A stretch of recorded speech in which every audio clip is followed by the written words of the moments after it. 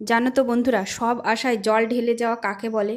আমার ভিডিওটা প্রথম থেকে শেষ পর্যন্ত দেখতে থাকো, তাহলে বুঝবে তোমরা সমস্ত আশায় জল ঢেলে যাওয়া কাকে বলে। আমরা অনেক দিন গরমের কারণে বাইরে বেরোই না, আমি, আমার রানিমার পাপা। তো আজকে ভাবছিলাম যে ওয়েদারটা ভালোই আছে, মনে হয় বৃষ্টি হবে না বিকালে। তার জন্য আমি রেডি হচ্ছিলাম যে একটু আমরা বাইরে কোথাও ঘুরতে যাব, আর সেই সঙ্গে রাতে ডিনারটাও করে আসব। তার জন্য আমি রেডি হয়ে নিচ্ছিলাম এখানে। আর আমার মেয়ে তো খুবই এক্সাইটেড, কারণ ঘুরতে যাওয়ার নাম শুনলে ওর খুবই ভালো লাগে। সেই সঙ্গে আমারও খুব ভালো লাগে, অনেক দিন বেরোয় না।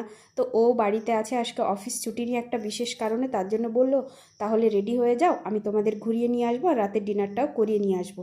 এই কথা শুনে তো আমার মনে লাড্ডু ফুটে গেল যে আজকে রাত্রে তাহলে রান্না করতে হবে না, বেশ ভালোই জমিয়ে খাবো, ডিনার করব, এটা মনে আশা নিয়ে আমি রেডি হচ্ছিলাম।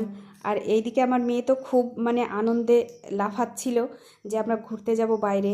আর জানো তো বন্ধুরা, অনেক দিন বাড়িতে থাকতে থাকতে আমরা যারা ঘরে থাকি, একটু বাইরে বেরোনোর কথা শুনলে বা বাইরে বেরোনোর কথা ভাবলে আমাদের খুব ভালো লাগে সেই দিনটা।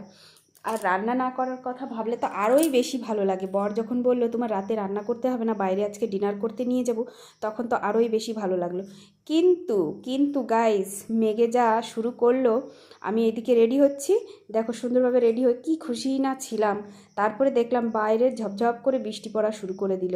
আর আমার মেয়ে তো কান্না শুরু করে দিয়েছে রীতিমতো। ওকে আমি থামাবো কী করে?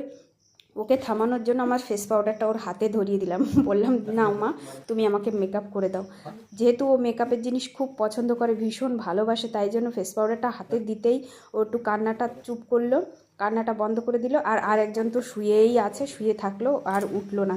বললো আজকে আর যাওয়া হবে না। ও আমাকে বলছে তুমি যেদিনই রেডি হও সেদিনই বৃষ্টি আসে, ব্যাপারটা কী গো?